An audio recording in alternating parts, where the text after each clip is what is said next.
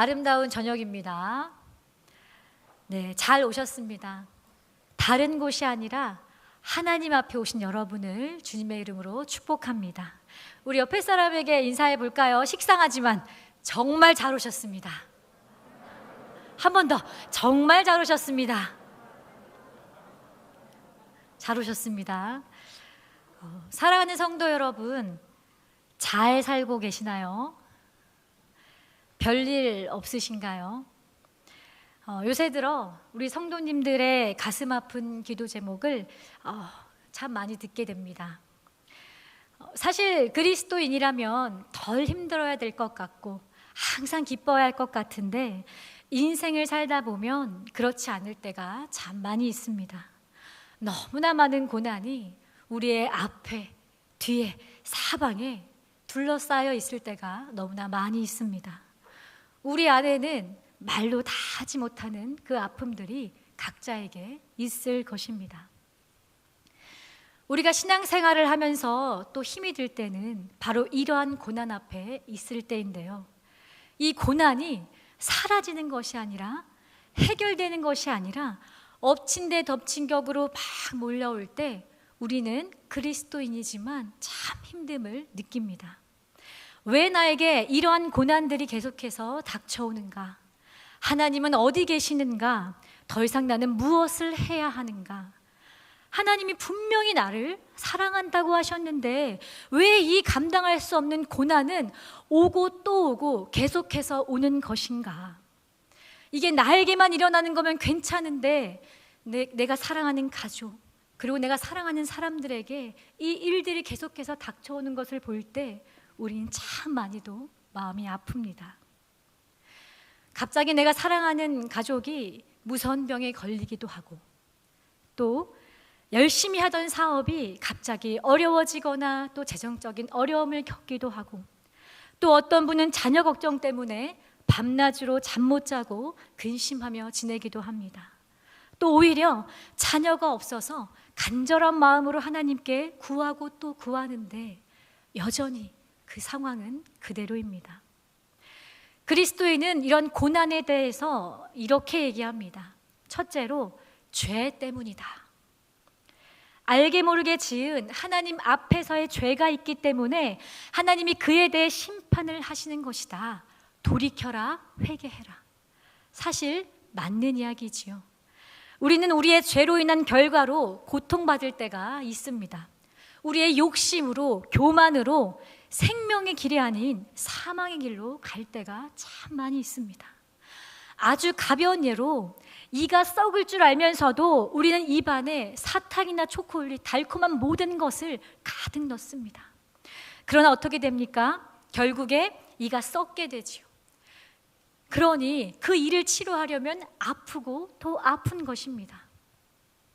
두 번째로 그리스도의 고난을 이렇게 얘기합니다. 우리를 성장시키기 위함이다. 수만 번 두드려야 좋은 칼이 되듯이 우리를 그리스도의 군사로 키우시기 위한 하나님의 훈련인 것이다. 감당해라. 이것도 맞는 말입니다. 우리를 젖먹이에서 멈추지 않게 하시고 이제 밥을 먹게 하기 위해 하나님은 우리를 성장시키는 도구로 고난을 사용하시기도 합니다. 그리고 우린 실제로 이 고난을 통해 더욱더 하나님과 깊어지고 하나님께로 더욱 나아가기도 합니다. 세 번째로 그리스도인의 고난은 하나님의 영광을 위함이다 라고 말할 수 있습니다. 문둥병자가 고침을 받았듯이 눈먼 자가 눈을 떴듯이 이 모든 일은 하나님의 영광을 위해 일어난 일일지도 모릅니다. 이 말도 맞지요. 우리의 수많은 간증들이 하나님을 높이고 또 높입니다. 하나님의 놀라운 능력과 역사하심이 곳곳에 우리가 지금도 듣고 있습니다. 그리고 그것이 하나님이 살아계심을 또 증거하기 때문입니다. 다 맞는 말이지요. 자, 그런데 머리로는 다 이해가 되는데요. 고난 앞에 있을 때 우리는 이 이야기들이 잘 들리지 않습니다. 욥을 아시지요? 욥보다 더한 고난을 받은 사람이 과연 있을까? 그는 하루아침에 재산, 가족, 건강 모든 것을 잃어버렸습니다. 자신의 생일을 저주할 만큼 살 소망조차도 잃어버렸습니다. 그런 그에게 욥의 세 친구들은 이러저러한 이유를 대면서 욥을 정죄하거나 시간이 필요하니 넌 나아질 것이다, 하나님의 영광을 위함이다, 각각의 이유를 대었지요. 그러나 욥에게 그것이 힘이 되었을까요? 그렇지 않았습니다. 그것만으로는 너무 처절하고 가슴 아픈 그 자신의 상황이 이해할 수도 감당해낼 수도 없었기 때문입니다. 심지어 욥은 의인입니다. 성경에 의인이라고 표현된 사람이 과연 몇이나 있습니까? 그럼 그 중에 하나가 욥인데, 의인이란 하나님이 인정하신 사람인데 그런 그에게 엄청난 고난이 찾아온 것입니다. 위에 나열된 그 많은 이유들이 과연 그를 위로할 수 있었겠습니까? 세상에 살다 보면 많은 일들이 우리에게 일어납니다. 그것은 우리는 인생이기 때문입니다. 그런데 이 어려움은 모두에게 공평하게 옵니다. 예수님을 오래 믿은 사람이나 이제 막 믿은 사람이나 예수님을 아는 자나 모르는 자나 공평하게 옵니다. 그러나 세상 사람들과 그리스도인의 가장 큰 차이는 무엇입니까? 바로 우리는 우리의 문제를 내어놓을 수 있는 아빠, 아버지, 하나님 아버지가 있다라는 것입니다. 그것이 우리의 힘이요, 우리의 능력입니다. 아멘. 믿으십니까? 아멘. 그런데 우리가 고난 가운데 힘이 들 때가 있는데, 우리의 방패가 되어야 할 그 하나님이, 우리의 힘과 능력이 되어주실 그 하나님이 때로 그 고난 가운데 침묵하신다 느껴질 때가 있기 때문입니다. 오늘 우리가 읽은 본문 14절에도 이렇게 말합니다. 오직 시온이 이르기를 여호와께서 나를 버리시며 주께서 나를 잊으셨다 하였거니와. 사실 앞서 이사야 40장 9절에도 시온이란 말이 나옵니다. 여기서 시온, 예루살렘은 아름다운 소식을 전하는 자로 표현되고 있습니다. 여기에서 말하는 아름다운 소식은 포로된 이 상황 속에서 하나님이 회복시키실 것이다, 그 하나님의 능력으로 여러분을 도우시고 살리실 것이다 라는 그 메시지를, 아름다운 소식을 전하는 게 시온입니다. 그런데 오늘 49장 14절에서 그 시온이, 오직 시온이 이르기를 여호와께서 나를 버리시며 주께서 나를 잊으셨다라고 지금 말하고 있는 것입니다. 분명히 구원해 주신다고 하셨는데, 아멘 아멘 했는데 그것이 더디 이루어지니 이제 더 이상 희망이 보이질 않는 것입니다.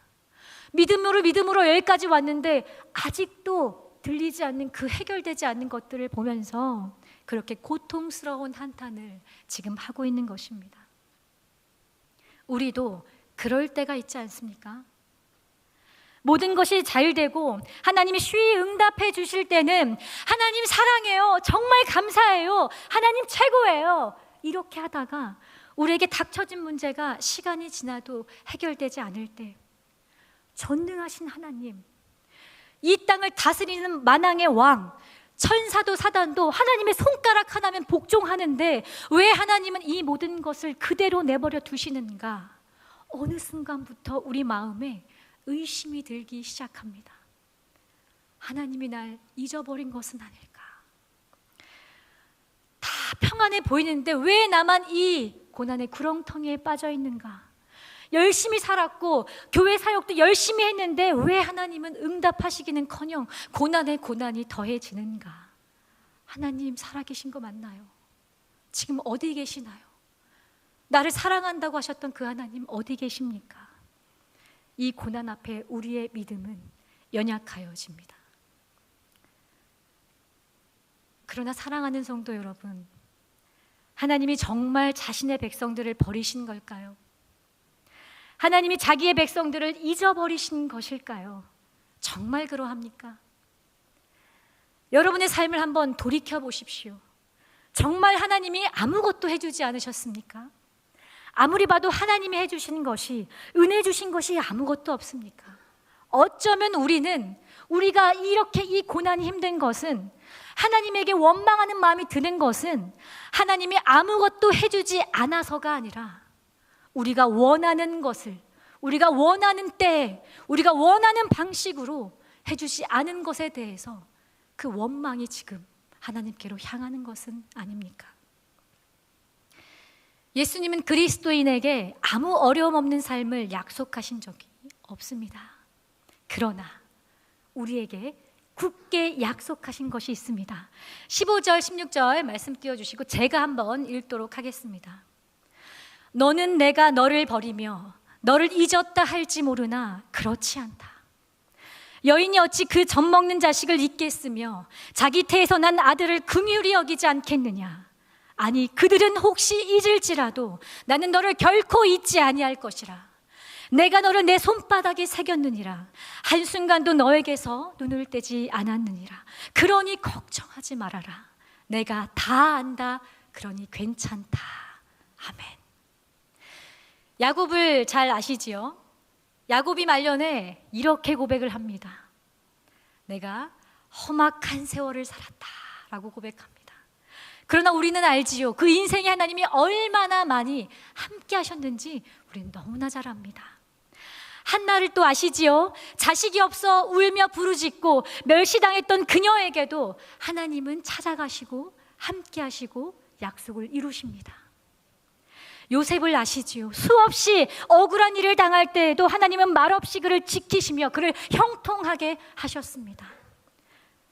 무엇보다 하나님은 독생자 아들 예수 그리스도를 이 땅에 보내시고 우리가 겪는 모든 고통을 친히 겪으시고 지금도 성령 하나님께서는 지금 바로 여기에 여러분과 함께하고 계십니다. 아멘.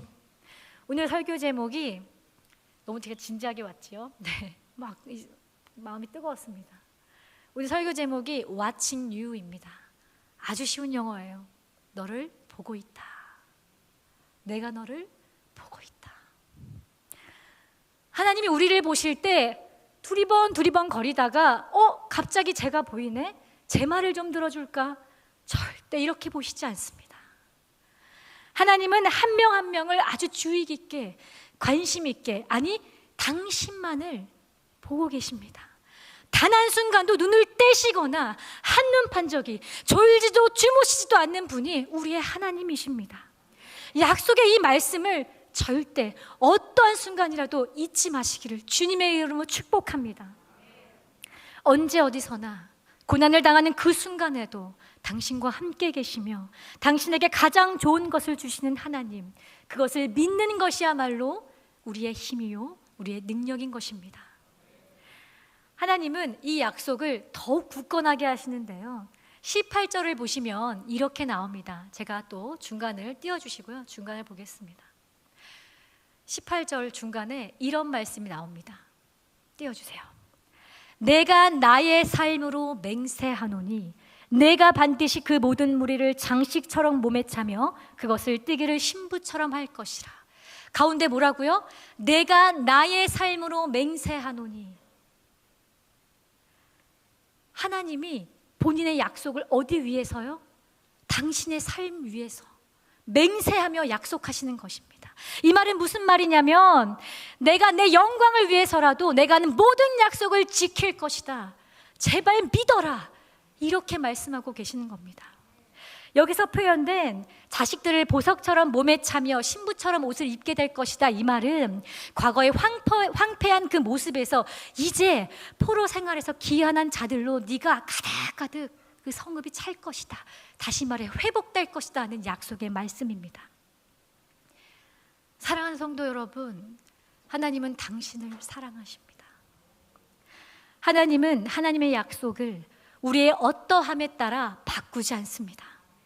사람이 사람을 사랑하듯이 그렇게 연약하게 우리를 사랑하는 분이 아니십니다. 우리가 잘하면 잘해주고 못하면 제껴버리는 그런 결코 가벼운 사랑이 아닙니다. 젖먹이 엄마가 그 자식을 잊을지라도 우리를 버리지 못하고 잊지 못하는 것이 우리의 하나님입니다. 우리를 위해 자신의 모든 것을 내어주시고 이미 다 주셨는데 우리가 어찌 하나님의 사랑을 의심하며 그 사랑이 부족하다 할 수 있겠습니까? 이 고난 가운데 우리가 할 일이 딱 하나 있습니다.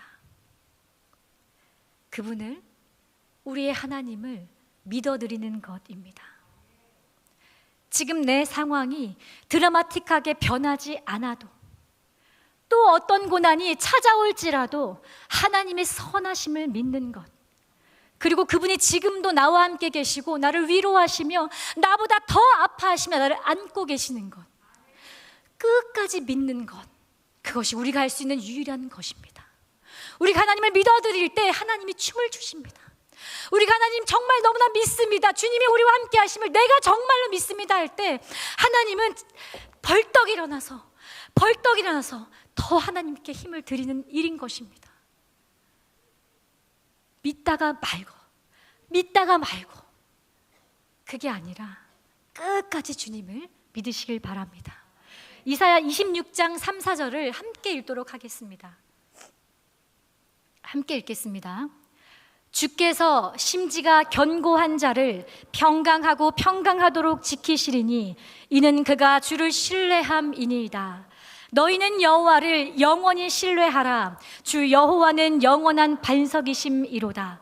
다시 한번 읽겠습니다. 마음을 담아서 3, 4절 시작. 주께서 심지가 견고한 자를 평강하고 평강하도록 지키시리니 이는 그가 주를 신뢰함이니이다.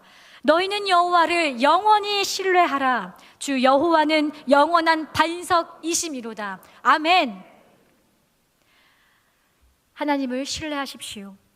요동치는 당신의 마음에 평강의 평강을 더하여 주실 것입니다.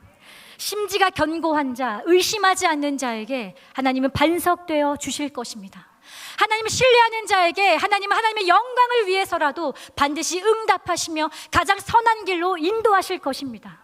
하나님을 끝까지 신뢰하십시오. 그것이 그리스도인입니다. 제가 주사랑교회 안에서 많은 이야기를 듣고 또 나눈 가운데 많은 어려움이 있으나, 고난이 있으나 더욱더 주님을 의지하고 신뢰하는 분들을 정말 제가 많이 봅니다. 어떤 집사님은 이런 이야기를 저에게 들려주셨습니다. 암이 걸려서 수술대 위에 누워있는데 그 수술대가 초록색으로 이렇게 깔려있다고 합니다. 암을 수술하는 건 얼마나 두려울까요? 얼마나 아플까요? 그런데 그 초록색이 깔린 그 수술대 위에 있는데 그 수술대 위가 마치 하나님이 이끄시는 푸른 초장과 같았다고 합니다. 이것은 하나님이 주신 것이 아니면 결코 우리가 경험할 수 없는 위로인 것입니다. 또 어떤 집사님은 병을 크게 얻게 되었습니다. 이제 교사로 막 시작하려고 했던 그 집사님이 그 병을 얻은 것을 제가 듣고 너무나 마음이 아팠습니다. 그런데 오히려 그 집사님이 담대한 것입니다. 하나님이 저에게 이걸 허락하신 이유가 있을 거예요. 저는 하나님의 선하심을 너무나 믿습니다. 그리고 그 가족이, 온 가족이 하나님께 예배하며 찬양하며 기도하기를 멈추지 않는 것입니다. 이러한 일들을 하나님이 보실 때 하나님이 얼마나 기뻐하시며 하나님이 얼마나 든든하며 더욱더 하나님의 일을 하시지 않겠습니까? 혹여나 지금까지 고난 앞에 불평, 불만을 가졌던 분들 계십니까? 괜찮습니다. 오늘의 이 말씀은 그렇게 불평, 불만했던 것을 정죄하기 위해 하는 말이 결코 아닙니다. 하나님은 그런 모습조차도 여러분의 어떠한가 상관없이 사랑하신다고 말씀을 드렸죠. 다만 오늘의 말씀은 그런 당신에게도 지금 하나님이 사랑의 메시지를 계속 보내고 있다, 그것을 듣길 원하는 마음인 뿐입니다.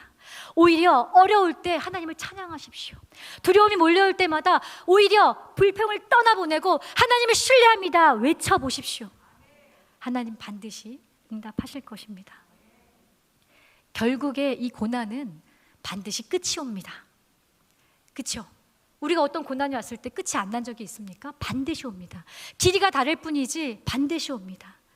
이 고난을 지난 뒤에 여러분이 뒤를 돌아봤을 때 내가 그 시간들을 하나님을 원망하고 나만 왜 이래, 이게 아니라 오히려 하나님과 깊어지며 하나님을 더 신뢰하며 깊이 사랑하는 그 시간들 되기를 주님의 이름으로 간절히 축복하며 권면합니다. 우리 옆에 사람에게 인사해 볼까요? 이렇게 하면 좋겠어요. 하나님이 다 아신대요. 그러니까 괜찮습니다.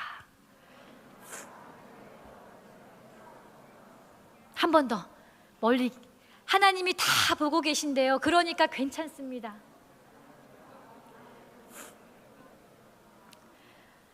이 시간 함께 잠잠히 우리가 침묵으로 기도하면 좋겠습니다. 지금 우리에게 괜찮다. 내가 다 안다. 네가 그 누구에게도 말하지 못하는 그 아픔을 내가 다 안다. 말씀하시는 그 하나님의 음성을 우리가 잠잠히 들었으면 좋겠습니다. 우리 함께 기도하겠습니다.